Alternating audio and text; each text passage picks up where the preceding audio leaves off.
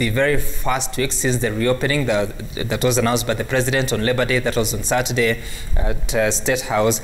And that's why I want us to begin by looking at some of the stories that were given on that very day is of Kenyans telling of how it was hurtful for them for that 1 month of lockdown, but also appreciating the situation that was since COVID-19 hit the country on the 13th of March 2020. Let me begin with you, CS, because yes, now the President has said that we can now return to business operations, especially for the counties around Nairobi. I'm talking about Nairobi, Machakos, Kiambu, Kajiado, and Nakuru counties. What informed this decision? Because when you look at the numbers, yes, we may have experienced a reduction in the infection rate, but we are not exactly flattening the curve, if flattening means 5% and below. Thank you very much, Sam.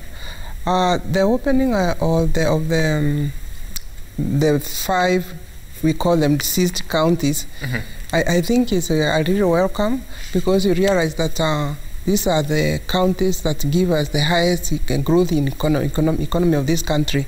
Therefore, when we realized that the rates were very high, especially the positivity, we realized when it was around 22, then there is that need to close. I don't think we just do things for the sake of doing it. It's informed by science. And these rates, if it goes anything beyond 5, is something that we should, 5% of positivity rate is something that we should be concerned of. So when it was 22, the lockdown measures for the 65 counties was effected, but with decrease now from 22, 18, and the rate test maybe 80%, then that is an indication that the positivity rate was going a little bit down. And it has all to do with gathering, I think, seemed to be the biggest spreader. Therefore, if we open now the 5 counties, that means people who had suffered from loss of jobs. You know, a lot of Kenyans who live in these 5 counties, most of them earn daily wages. And if they can't go to work, then it means that they have no income to bring to the table, especially to have their meals. So I think Kenyans need to welcome the opening up, but at the same time, be very conscious that it's still the health measures, we need actually to heighten them, because it looks like that is the only way we can be able to support the livelihood and at the same time continue navigating around our economy. Okay, I'll get back to that, but Honorable Boss, so we've had this conversation on several occasions. There has been this criticism that the lockdown was imposed at a time that we had not put in place some social protection from the side of government. But after 36 days of such a lockdown, does it make a case, the way the trends have been, does it make a case for reopening? Do you think we're at that place that you'd say we are safe, that even if we reopen, we don't find ourselves back to the same cycle? My personal analysis and opinion based on what I have seen is that it seemed like the opening of the economy was more driven, opening up was more driven by people complaining about the economy rather than actual science told to us on what exactly had changed. And in any case, during this time of the lockdown, what measures were put in place to ensure that the numbers don't continue increasing? Have we had an uptake in the, in the vaccines? Have we had more people being tested? Have we been able to crunch down the figures on where exactly the super spreader areas are with almost near precision, like other places, other countries will say? Because they should be telling us there's already a herd immunity in this area, or because we have increased, or even just say we have a plan to ensure that many people within these diseased counties can be vaccinated and tested, so that by the time you are opening up, you're saying so many people have tested positive, which is down from this previous number. So it's just those numbers. Maybe they exist, but we are not being told. But I think one thing Kenyans should know, it's not because COVID has gone away that we've opened up. So just still be careful. We should still social distance, wear our mask, and just be on high alert. Also, other strategies that I would have liked to see is that we know very well that during this lockdown, people suffered, people lost their jobs. In fact, by last year in April, it was reported by the Kenya Bureau of Standards that 1.7 million Kenyans had lost jobs. And those are the ones that are in the formal sector. We have not talked about the 16 million plus Kenyans who are actually in the informal sector. And those were the ones who were hardest hit.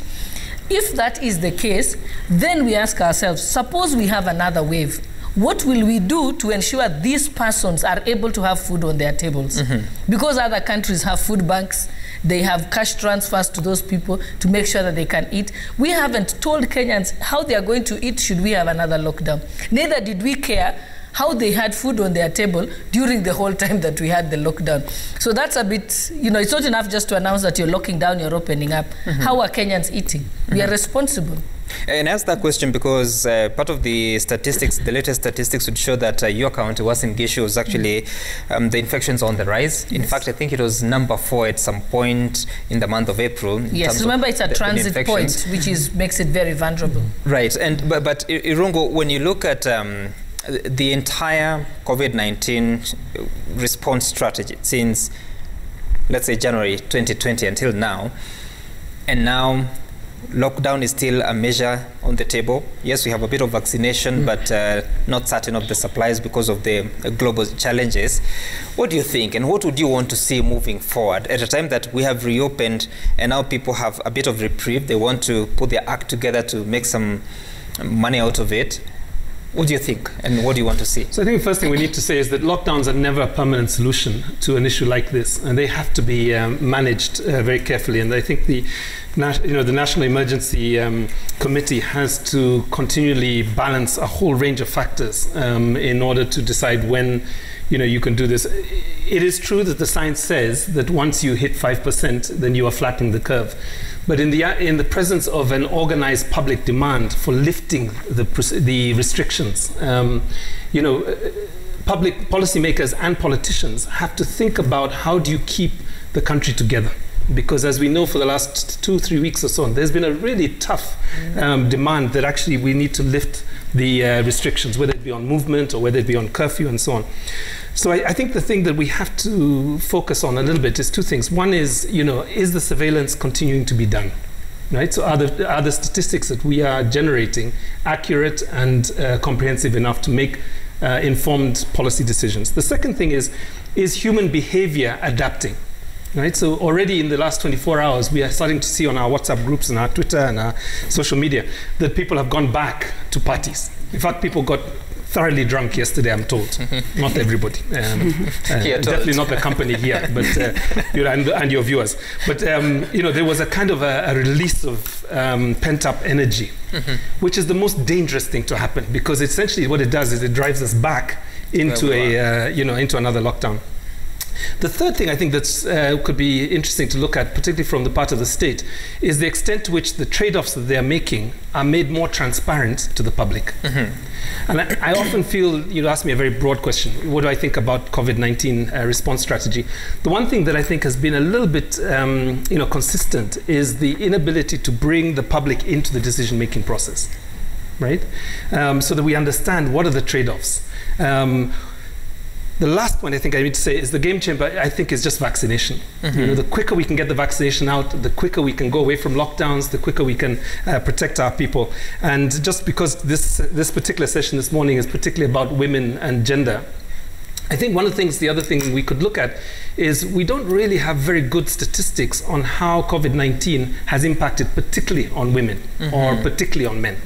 So if we're talking about the informal sector, if we're talking about the service industry, the industries of care and compassion, these are largely dominated by women. And I would be interested to see, when we have those figures of 2 million people lost their jobs, X number of SMEs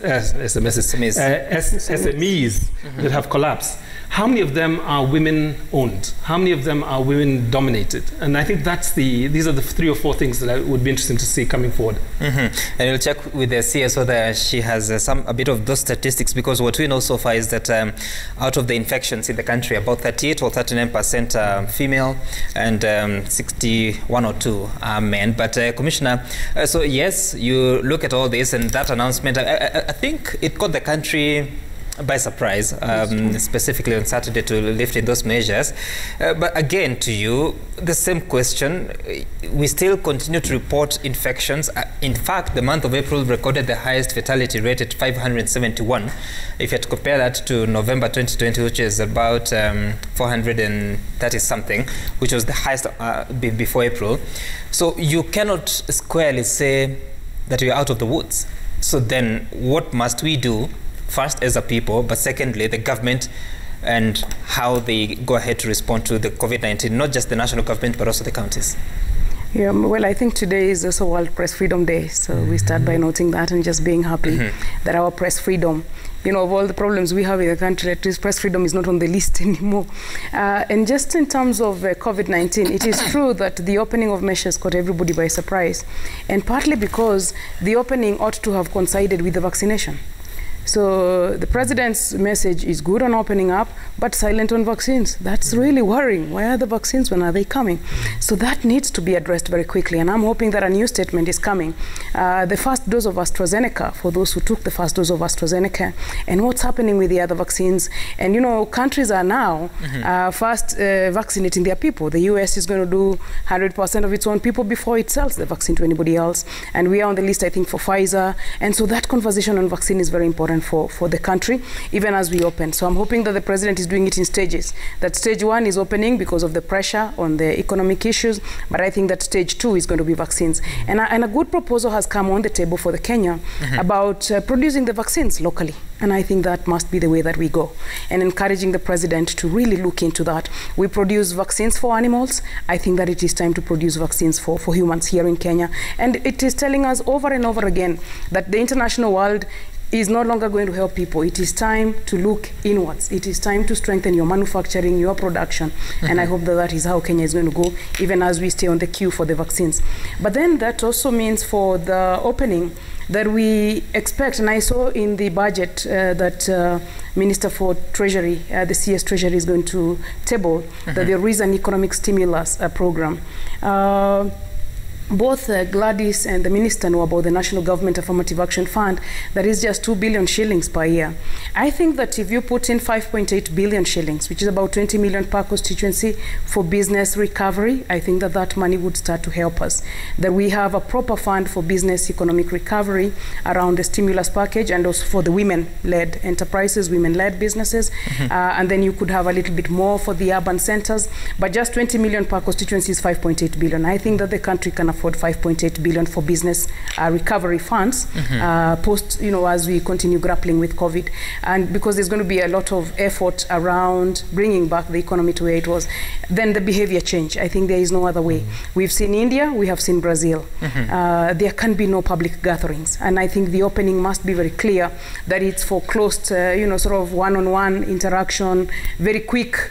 Dash in, dash out. If you have to do a transaction, do the transaction and dash back in. The masks, the hand washing. The schools, I'm hoping that the teachers, we have 300,000 teachers, that all the 300,000 teachers get vaccinated as schools open on 11th of May or 10th of May. So there's a bit of work within this COVID work, and I'm hoping that the cabinet, which has really done a good job, we are part of the countries that have handled the crisis much better, you know, if you compare with other countries. And now we have a lesson also for the Mwananchi.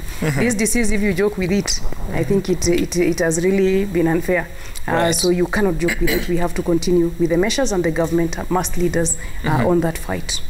Well, quite a lot of aspirations there. If you're to say that these are the representatives of the people in different sectors of the country, I don't know how much of that you would want to respond to, but also specifically on the impact of COVID-19 on the public service, because I look at the numbers, and nearly 50% of the fatalities are of people that are above, let me just get that right, above the ages of 60. That is 60 years plus. And if you're to go down from 50 going up, then it's almost about 70% of the fatalities. There are people that are in those age brackets. How much of this has affected the public service, maybe in terms of people that have lost their lives, or the spread of the virus, and how it has impacted on the workings of these offices? Sam, you just mentioned that to what extent have women been affected by COVID?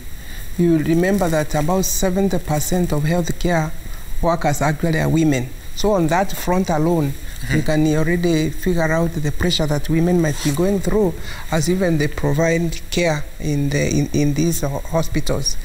The other areas where women have really lost in their businesses, about 42% of small SMEs are owned by women, and most of them are informal, and of course now that means most of the people who have lost these jobs are women. Of course, the increase of work at home when there have been a lockdown, when children at home, so there have been a lot of pressure on women, and those enclosed kind of situations have not helped on gender-based violence. So there is myriad kind of a problem. I think it's only us we Kenyans can manage through a program.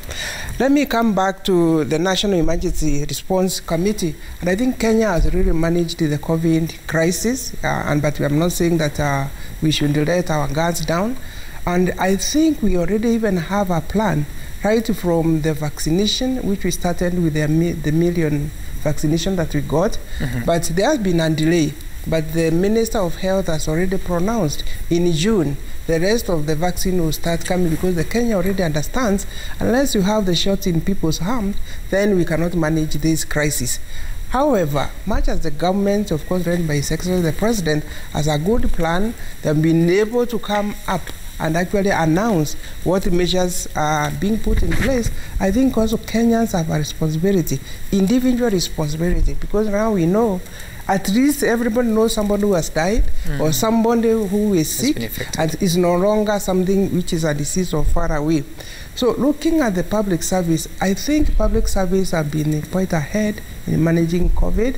We have had the protocols that say those who are 58 and above, they stay at home. And I think that has also helped a lot in terms of people gathering and spreading the diseases. Therefore, I wouldn't say public service is like, can be isolated, and maybe we look at it as if it's the one they have suffered more. I think public service has been able to manage the crisis more than those who are in the informal sector. Therefore, having people work from home, having everybody in the public service practice the health measures of washing hands, sanitizing, wearing of masks, I think the public service, because of their level of education, are more enlightened. So much as we have seen a trend where those who are over 58, 60 are the one dying more, and I think that's why the number of 70% is quoted. It is true, COVID seemed to affect, especially those who have got a pre-existing condition, especially COVID, I mean diabetes, high blood pressure. So the staying at home of 58 and above was informed by that trend of those who have got pre-existing and who are likely to be advanced in age, they need to work from home. We thank God that this country, in terms of digital technologies, we are ahead. There are many other African countries that cannot be able to have quite a big number of people working remotely. But I think in Kenya, I think since we started a number of years ago having the digital technology, our internet speed, I think has enabled quite a lot of people to cope with the situation. Okay, all right. And of course, as you talk about this, the most important thing is that you still have to take care of yourself.